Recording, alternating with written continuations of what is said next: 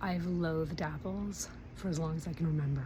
To the point where I would get off an elevator if somebody was holding an apple and it looked like they might bite on it sometime during our commute. So how am I suddenly just holding this apple, not being a drama queen about it? Well, I'm planning on biting into it. It's hypnosis that got me here. I just don't know if it's still going to be okay when I bite into it. Part of me is anticipating that, but when I look at that, I don't really feel that. It's more like I have the habit of that reflex. I'm just gonna have a bit of a face off and stare at this apple for a while. What would it be like if I just naturally gravitated towards fruit? I don't know who that person is. There's no animals in fruit. It's not like everybody who likes fruit is psycho. Like, I think they're onto something. The green seemed the least offensive of the apples, so that's why I chose that one. Apparently in Japan all the fruit is perfect, but in Canada it is not. Is there something really deep about the imperfection in fruit that bothers me? I think the cardinal has come to watch me, or we could believe it's a sign. Which those of you even who do not believe in signs are probably like, just take it as a sign and eat the fucking apple.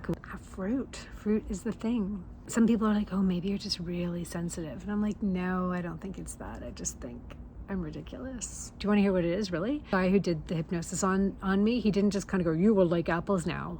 Although I kind of wish he had maybe talked about that a bit more at the end, but he's actually a genius. His name is Joe. I'll highly recommend him to anybody who wants. But we went right into my resistance to it.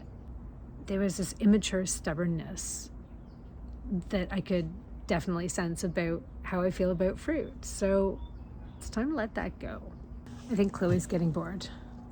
Let me pause and think about it a bit, because that's what this needs, more thinking. I'm wasting stubborn energy on I hate apples, they're gross, I won't eat them. Maybe there's just an abundance of stubbornness and I can put it towards all the things if I choose to. Excuse me, Mr. Cardinal, I'm trying to record a video here. Okay, let's just freaking do this. Oh, close. I licked it. My teeth are touching it. Maybe I can do this, just practicing teeth on it. Did you see? I'm not freaking out. This is huge. I still think people eating apples in public is not particularly something I enjoy watching. I know, we've got a little breeze. All I'm asking myself to do today is take one bite. Okay.